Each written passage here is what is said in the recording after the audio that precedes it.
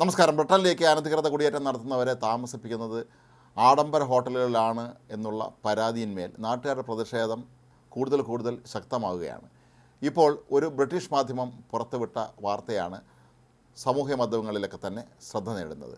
ആഗോളതലത്തിൽ തന്നെ ഹോട്ടൽ വ്യവസായ രംഗത്തെ ഏറ്റവും വമ്പന്മാരായ ഹിൽട്ടൺ ഗ്രൂപ്പിൻ്റെ ഒരു ഹോട്ടലിലാണ് ലണ്ടനിൽ ഈ ഒരു സംഘം അഭയാർത്ഥികളെ താമസിപ്പിച്ചിരിക്കുന്നത് എന്നാണ് അവിടെ സന്ദർശിച്ച ചില മാധ്യമങ്ങൾ ഇപ്പോൾ വെളിപ്പെടുത്തിയിരിക്കുന്നത്.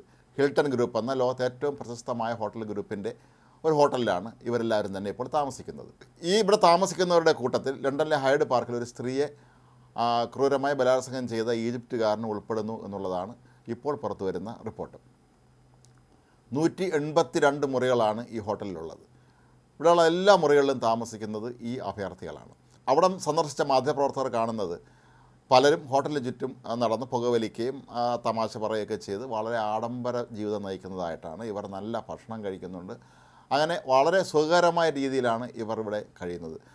ഇവരിൽ പലരും അഫ്ഗാനിസ്ഥാൻ, തുർക്കി തുടങ്ങിയ രാജ്യങ്ങളിൽ നിന്നുള്ളവരാണെന്നാണ് പറയപ്പെടുന്നത്. അവരൊക്കെ വെളിപ്പെടുത്തിയ കാര്യം ഇത് വളരെ സുഖകരമായ ജീവിതമാണ്, അങ്ങ് തുടർന്നാലും മതി എന്ന രീതിയിലാണ് പലരും സംസാരിക്കുന്നത്. ഈ ഹോട്ടലിൽ താമസിക്കുന്ന ഭൂരിപക്ഷം പേര് അതുകൊണ്ട് 2 മാസം മുമ്പാണ് ഇവിടെ താമസിക്കാനെത്തിയത്. എന്നാൽ ഈ ഹോട്ടലിൽ താമസിക്കുന്ന 2 പേർ 2 വർഷത്തോളമായി ഈ ഹോട്ടലിൽ സൗജന്യ താമസം നടത്തുന്നു എന്നാണ് ഈ മാധ്യമം ഇപ്പോൾ കണ്ടെത്തിയിരിക്കുന്നത്. 5 വർഷം മുമ്പാണ് ഹിൽട്ടൻ്റെ ഈ പുതിയ ഹോട്ടൽ ഇവിടെ തുറന്നത്. ഇവിടെ നിന്ന് വളരെ കുറച്ച് ദൂരം മാത്രം സഞ്ചരിച്ചാൽ ഹീത്രോ വിമാനത്താവളത്തിലെത്താൻ കഴിയും.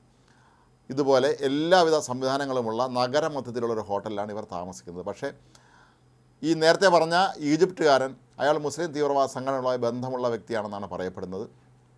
ഇയാൾ ഈജിപ്തിലായിരുന്ന സമയത്ത് അവിടെ ഒരു തീവ്രവാദ ഗ്രൂപ്പ് ഉണ്ടാക്കുകയും നിരവധി തവണ ആക്രമണങ്ങൾ നടത്തുകയും ചെയ്തിരുന്നു എന്നാണ് ഇപ്പോൾ പുറത്തു വരുന്ന മറ്റൊരു വാർത്ത. എന്നാൽ കേസിൽ പിടികൂടുന്നതിന് മുമ്പ് തന്നെ ഇയാൾ അവിടെ നിന്ന് രക്ഷപ്പെട്ടിരുന്നു. ഇയാളുടെ അഭാവത്തിൽ കോടതി ഈജിപ്തിൽ ശിക്ഷ വിധിച്ചിട്ടുണ്ട് എന്നാണ് പറയപ്പെടുന്നത്. ഇയാൾ രാത്രിയാണ് ഹൈഡ് പാർക്കിന് സമീപത്ത് കൂടി നടന്നു പോവുകയായിരുന്ന ഒരു സ്ത്രീയെ ബലം പ്രയോഗിച്ച് ആളൊഴിഞ്ഞ സ്ഥലത്തേക്ക് കൊണ്ടുപോയി പീഡിപ്പിച്ചത്.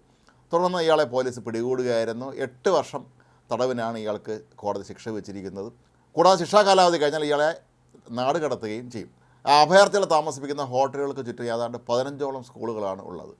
ഇവിടുത്തെ വിദ്യാർത്ഥികളുടെ രക്ഷിതാക്കൾ ഏറെ ഭയത്തിലാണ് ഇപ്പോൾ ജീവിക്കുന്നതെന്നാണ് പറയപ്പെടുന്നത്. കാരണം ഇവിടെ കൊടും കുറ്റവാളികളും നേരത്തെ സ്ത്രീ പീഡനം ഉൾപ്പെടെയുള്ള കേസുകളിൽ പ്രതിയായ ആളുകളും താമസിക്കുന്നുണ്ട് എന്നുള്ളത് തന്നെ തങ്ങളുടെ കുട്ടികൾ ഒട്ടും സുരക്ഷിതരല്ല എന്നാണ് ഇവർ കരുതുന്നത്. ഈ ഹോട്ടലിലേക്ക് ഇപ്പോൾ നിരന്തരമായി പ്രതിഷേധ സമരങ്ങൾ നടക്കുകയാണ്.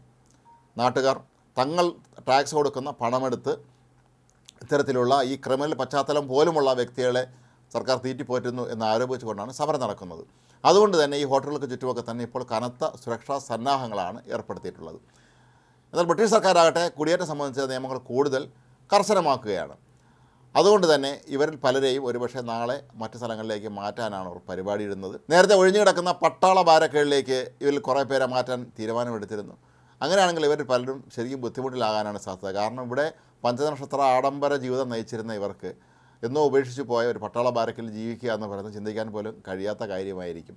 പക്ഷേ നാട്ടുകാർ ഒന്നടങ്കം ആവശ്യപ്പെടുന്നത് ഇവരെ ഇത്തരം ഹോട്ടലിൽ നിന്നും മാറ്റണമെന്നും തന്നെയാണ്. ഞങ്ങളുടെ നികുതി പണമെടുത്ത് അങ്ങനെ ഈ അനധികൃതമായി ഇവിടെ എത്തിയ ആളുകളെ തീറ്റിപ്പോറ്റേണ്ട കാര്യമില്ല എന്ന് തന്നെയാണ് അവരുടെ വാദം.